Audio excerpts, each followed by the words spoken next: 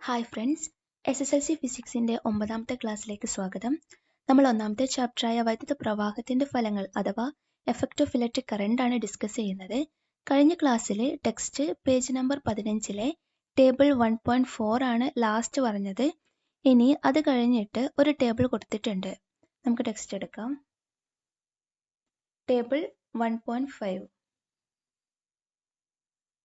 വായിക്കാം. പട്ടിക വിശകലനം ചെയ്ത് യോജിച്ചവയ്ക്ക് ടിക്ക് ചെയ്യുക. ഒരു ടേബിൾ കൊടുത്തിട്ടുണ്ട്. അത് നമ്മൾ നേരത്തെ ചെയ്തിട്ടുണ്ടായിരുന്നു അല്ലേ? കഴിഞ്ഞ ക്ലാസ്സിൽ ഡിസ്കസ് ചെയ്തിട്ടുണ്ടായിരുന്നു. അത് മനസ്സിലാക്കിയിട്ടാണ് ബാക്കി ചെയ്യേണ്ടത്. ഇവിടെ ശ്രേണി രീതിയിലും സമാന്തര രീതിയിലും, ശ്രേണി സമാന്തരം സീരീസ് പാരലൽ രണ്ട് കണക്ഷനിലുള്ള സർക്യൂട്ട് ഉണ്ട്. അതിൻ്റെ സഫല പ്രതിരോധം, വോൾട്ടേജ്, കറണ്ട് ഓരോ സർക്യൂട്ടിലും സീരീസിൽ എങ്ങനെയായിരിക്കും, പാരലലിൽ എങ്ങനെയായിരിക്കും എന്നാണ് ചോദിച്ചിട്ടുള്ളത്. നമുക്ക് നോക്കാലോ. ഒന്നാമത്തെ എടുക്കാം. ഒന്നാമത്തേതിൽ സീരീസ് കണക്ഷൻ ആണല്ലേ. 2.2 ഓം 1 ഓം എന്നിവ സീരീസ് അഥവാ ശ്രേണി രീതിയിൽ ആണ് കൊടുത്തിട്ടുള്ളത്. അവിടെ നമ്മൾ പറഞ്ഞിട്ടുണ്ടായിരുന്നു സഫല പ്രതിരോധം എങ്ങനെയായിരിക്കും. സഫല പ്രതിരോധം കൂടുന്നു അല്ലേ. സഫല പ്രതിരോധം കൂടുന്നു. ടിക്ക് ചെയ്യാം. ദെൻ വോൾട്ടേജ് എങ്ങനെയായിരിക്കും. വോൾട്ടേജ് വ്യത്യസ്തം. ദെൻ കറണ്ട്, സീരീസിൽ കറണ്ട് എങ്ങനെയാ, തുല്യം. ശരിയായവയ്ക്ക് ടിക്ക് ചെയ്യാനാണ് പറഞ്ഞിട്ടുള്ളത്. Then next സമാന്തരം. സമാന്തരത്തിൽ സഫല പ്രതിരോധം ആർ ഇഫക്റ്റീവ് എങ്ങനെയായിരിക്കും, കുറയുന്നു അല്ലേ, കുറയുന്നു. വോൾട്ടേജ് തുല്യം, കറണ്ട് വ്യത്യസ്തം.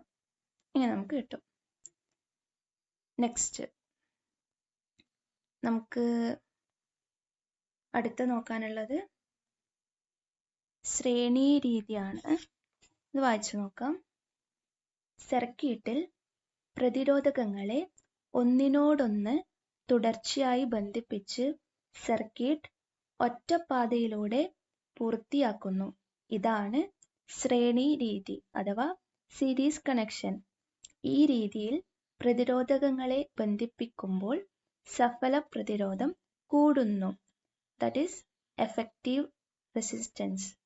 അത് കൂടുന്നു. ദെൻ സമാന്തരം നോക്കാം.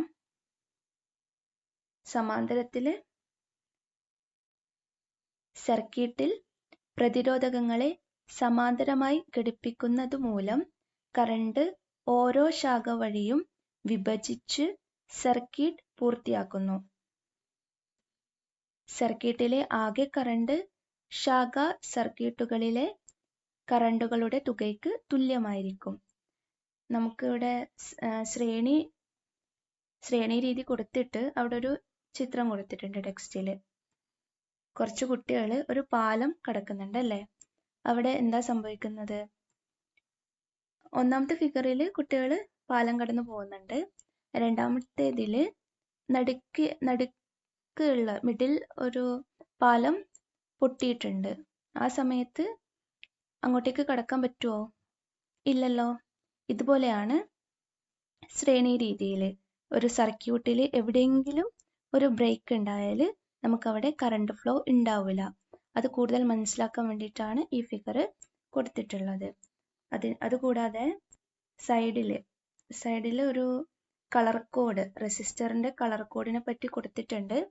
ഇത് കൂടുതൽ അറിയേണ്ട കുട്ടികൾ അതൊന്ന് വായിച്ചു നോക്കാം. ഇനി സമാന്തര രീതിയിൽ നമ്മൾ ഡെഫിനിഷൻ പറഞ്ഞു. ഇനി നമുക്കത് രണ്ടും കമ്പയർ ചെയ്യാനാണ് ഉള്ളത്. അത് നമുക്കൊന്ന് നോക്കാം. ശ്രേണി രീതി, സമാന്തര രീതി. ആദ്യം നമുക്ക് കണക്ഷൻ എങ്ങനെയായിരിക്കും, ക്യൂ നിൽക്കുന്നത് പോലെ അല്ലേ. ശ്രേണി രീതിയിൽ എങ്ങനെയാ കണക്ഷൻ, ക്യൂ നിൽക്കുന്നത് പോലെ ഒന്നിനോട് ഒന്നായിട്ട് ഘടിപ്പിച്ചിട്ടുള്ളതാണ് ശ്രേണി രീതി. സമാന്തര രീതി അക്രോസ് സമാന്തരമായിട്ട് കണക്ട് ചെയ്തിട്ടുള്ളത്. ശ്രേണിയിൽ വോൾട്ടേജ് എങ്ങനെയാണ്, ഡിഫറെൻ്റ് അല്ലേ. V = V1 + V2.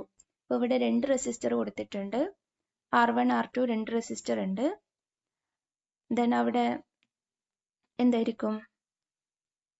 R1ൻ്റെ അവിടെ V1ഉം R2ൻ്റെ അവിടെ V2ഉം, അങ്ങനെ 2 വോൾട്ടേജ് ആയിരിക്കും. കറണ്ട് എങ്ങനെയായിരിക്കും? ഒരു പാത്ത് മാത്രമല്ലേ കാണുന്നുള്ളൂ. I ഒരു പാത്ത് ഉള്ളത് കൊണ്ട് I തന്നെ ആയിരിക്കും. കറണ്ട് സെയിം ആയിരിക്കും.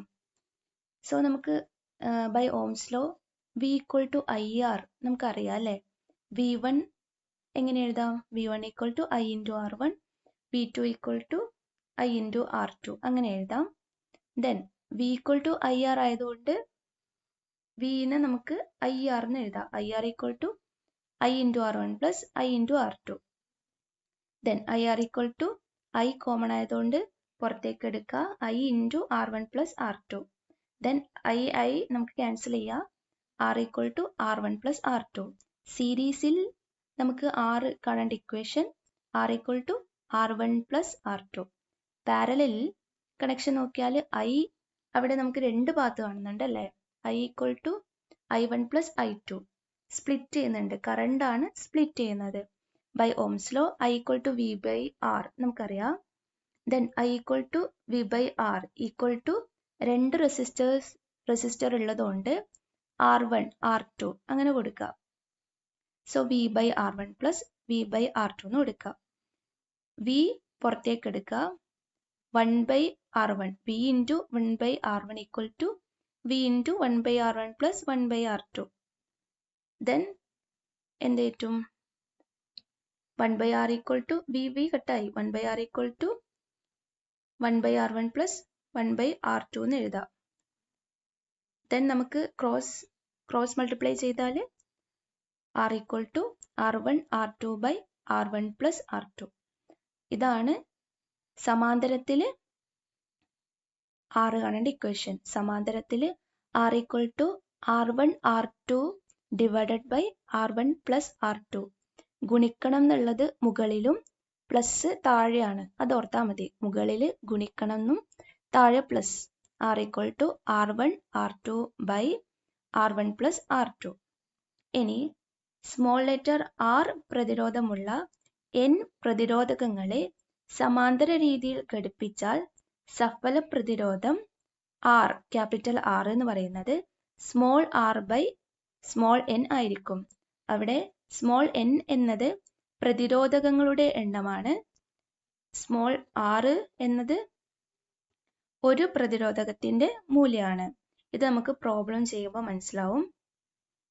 ദെൻ ഒരു ടേബിൾ 1.6 കൊടുത്തിട്ട് അത് ഫില്ല് ചെയ്യാൻ വേണ്ടി പറഞ്ഞിട്ടുണ്ട്, പൂർത്തീകരിക്കുക എന്ന് പറഞ്ഞിട്ടുണ്ട്. അത് നമുക്ക് നോക്കാനുണ്ട്. അതുകൂടാണ്ട് സമാന്തരം കഴിഞ്ഞിട്ട് ഇവിടെ ഒരു ഫിഗർ കൊടുത്തിട്ടുണ്ട്. നേരത്തെ നമ്മുടെ സീരീസിൽ കണ്ടോ അതുപോലെ സമാന്തരം കൂടുതൽ മനസ്സിലാവാൻ വേണ്ടിയിട്ട് ഒരു ഫിഗർ കൊടുത്തിട്ടുണ്ട്. അവിടെ സമാന്തരമായിട്ട് 3 പാലം കാണാം. അപ്പോൾ കുട്ടികൾ സമാന്തരമായിട്ട് പോകുന്നുണ്ട് അല്ലേ. പക്ഷെ അവിടെ ഒരു പാലം പൊളിഞ്ഞാലും ഒരു പ്രശ്നമില്ല, ബാക്കി 2 പാലത്തിലൂടെ കുട്ടികൾ പോകുന്നുണ്ട്. സോ നമുക്ക് പാരലൽ കണക്ഷൻ കൂടുതൽ മനസ്സിലാവാൻ വേണ്ടിയിട്ടാണ് ഈ ഫിഗർ കൊടുത്തിട്ടുള്ളത്. ഇത് നമ്മൾ കണക്ഷനായിട്ട് ഒന്ന് കണക്ട് ചെയ്ത് നോക്കാം. ദെൻ നമുക്ക് കമ്പയർ ചെയ്യാനുണ്ട് അറേഞ്ച്മെന്റ് ഓഫ് റെസിസ്റ്റേഴ്സ്. അതെന്താ പറയുന്നത്? അറേഞ്ച്മെന്റ് ഓഫ് റെസിസ്റ്റേഴ്സ്, സീരീസ് കണക്ഷനും പാരലൽ കണക്ഷനും അല്ലേ. പ്രതിരോധകങ്ങളുടെ ക്രമീകരണം ശ്രേണി രീതിയിലും സമാന്തര രീതിയിലും. നമ്മളെ ഒരു ടേബിൾ 1.6 ഫില്ല് ചെയ്തതാണ് ഇവിടെ കൊടുത്തിട്ടുള്ളത്. ഒന്നാമത്തത് സഫല പ്രതിരോധം കൂടുന്നു. സീരീസ് കണക്ഷനിൽ സഫല പ്രതിരോധം കൂടുന്നു അഥവാ effective resistance increases. Effective resistance increases. Parallel connection അഥവാ സമാന്തര രീതിയിൽ സഫല പ്രതിരോധം കുറയുന്നു. Effective resistance decreases. ഇത് നമുക്ക് പ്രോബ്ലം ചെയ്യുമ്പോൾ കൂടുതൽ മനസ്സിലാവും. ദെൻ രണ്ടാമത്തെ പോയിന്റ്, ഓരോ പ്രതിരോധകത്തിലൂടെയും ഒഴുകുന്ന കറണ്ട് തുല്യം. സീരീസിൽ കറണ്ടിന് പോവാൻ ഒരു വഴിയേ ഉള്ളൂ എന്ന് പറഞ്ഞിട്ടുണ്ട് അല്ലേ. അപ്പോൾ കറണ്ട് സെയിം, സീരീസിൽ കറണ്ട് സെയിം. ദെൻ പാരലൽ അല്ലെങ്കിൽ സമാന്തരത്തിൽ വോൾട്ടേജ് എങ്ങനെയായിരിക്കും? വി സ്പ്ലിറ്റ് ആവുന്നുണ്ട് അല്ലേ? ഓരോ പ്രതിരോധകത്തിലൂടെയും ഒഴുകുന്ന കറണ്ട് വ്യത്യസ്തമാണ്. ഇത് എങ്ങനെയായിരിക്കും? കറണ്ട് ഡിഫറെൻ്റ് ആയിരിക്കും. ഓരോ പ്രതിരോധകത്തിൻ്റെയും മൂല്യത്തിനനുസരിച്ച് വിഭജിക്കപ്പെടുന്നു. ദെൻ വോൾട്ടേജ് സീരീസിൽ എങ്ങനെയാണ്? ഡിഫറെൻ്റ് ആണ്. പാരലല് വോൾട്ടേജ് സെയിം ആണ്. ദെൻ നാലാമത്തെ പോയിന്റ്, നമുക്ക് ഓരോ പ്രതിരോധകത്തെയും പ്രത്യേകമായി നിയന്ത്രിക്കാൻ കഴിയില്ല. സീരീസിൽ നമുക്ക് സ്വിച്ച് വെച്ചിട്ട് നിയന്ത്രിക്കാൻ വേണ്ടി കഴിയില്ല. By using switch resistors cannot be controlled individual ആയിട്ട് നമുക്ക് സ്വിച്ച് വെച്ചിട്ട് കൺട്രോൾ ചെയ്യാൻ വേണ്ടി പറ്റൂല. സീരീസിന്റെ കേസിൽ പാരലൽ എടുത്താൽ അവിടെ ഓരോ പ്രതിരോധകത്തെയും ഓരോ സ്വിച്ച് ഉപയോഗിച്ച് നിയന്ത്രിക്കാൻ കഴിയും. By using switch resistors can be controlled individually. നമ്മുടെ വീട്ടിലൊക്കെ വയറിങ് ചെയ്തിരിക്കുന്നത് ഏതാണെന്നറിയോ? നമ്മൾ സ്വിച്ച് വെച്ചിട്ട് കൺട്രോൾ ചെയ്യുന്നില്ലേ? അപ്പോൾ ഏതായിരിക്കും? സമാന്തര രീതിയിലാണ് നമ്മുടെ ഹോം വയറിംഗ് ഒക്കെ ചെയ്തിട്ടുള്ളത്. അപ്പോൾ നമ്മൾ റെസിസ്റ്റേഴ്സിനെ കുറിച്ച് അതിൻ്റെ ഇക്വേഷൻസ് കുറച്ച് നേരത്തെ പറഞ്ഞിട്ടുണ്ട്. R=R1+R2 ആയിരിക്കും ഏതിൻ്റെത്? റെസിസ്റ്റേഴ്സ് ഇൻ സീരീസ് അല്ലെങ്കിൽ ശ്രേണി രീതിയിൽ R കാണേണ്ട ഇക്വേഷൻ R=R1+R2 ആണ്. അവിടെ n റെസിസ്റ്റേഴ്സ് ഉണ്ടെങ്കിൽ, കുറേ നമ്പേഴ്സ് ഉണ്ടെങ്കിൽ R= എത്ര നമ്പറാണോ ഉള്ളത് അത്രയും ചെയ്യണം. R=R1+R2+R3+ എക്സെട്ര എത്രയാണോ Rn വരെ ചെയ്യണം. ദെൻ സമാന്തരത്തിലെടുത്താൽ നമ്മൾ R കാണേണ്ട ഇക്വേഷൻ 1/R=1/R1+1/R2 ആണ്. അത് ക്രോസ് മൾട്ടിപ്ലിക്കേഷൻ ചെയ്താൽ R1/R2/R1+R2. In the case of two resistors തന്നാലാണ് അങ്ങനെ ഉണ്ടാവുക. ഇപ്പോൾ ഇൻ ദി കേസ് ഓഫ് കുറേ റെസിസ്റ്റേഴ്സ് ആണെങ്കിലോ അവിടെ 1/R=1/R1+1/R2+1/R3+ എക്സെട്ര 1/Rn അത്ര വരെ ചെയ്യണം. നമുക്ക് അടുത്ത ക്ലാസ്സിൽ ഇതിൻ്റെ പ്രോബ്ലം ഡിസ്കസ് ചെയ്യാം. ഇത് മനസ്സിലായി എന്ന് വിചാരിക്കുന്നു.